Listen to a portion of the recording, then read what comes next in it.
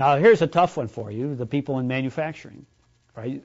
I've talked about marketing, that's to create demand. You have to figure out how to serve that demand, how to supply that demand. You have to decide how many units to produce. And here's what I call the razor's edge, because it's easy to get cut. You can have too much and too little inventory. If you produce lots of inventory in anticipation of demand, what's going to happen? You're going to use up a lot of cash, all right?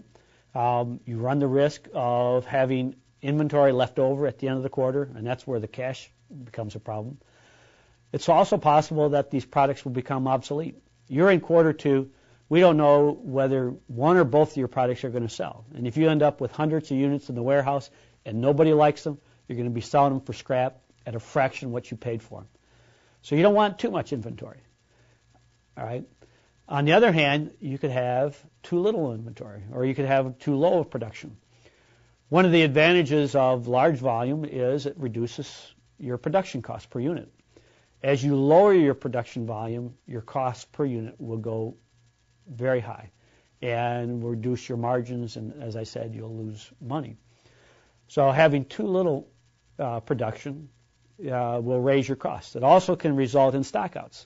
What happens if you have a very attractive brand and the market loves it and they're trying to buy as many as they can?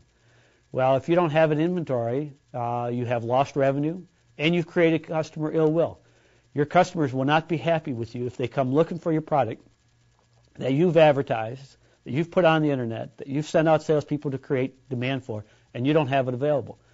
And in this simulation, we've built a penalty into it so that in the following quarter, if you are not able to satisfy demand, your total demand will be reduced according to the amount of unhappiness you've created by not being able to satisfy demand.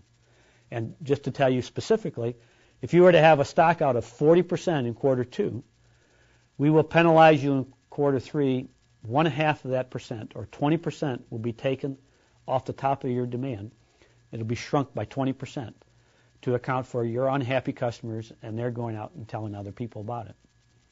So the razor's edge, too much inventory or too little inventory, all right, will always be a problem.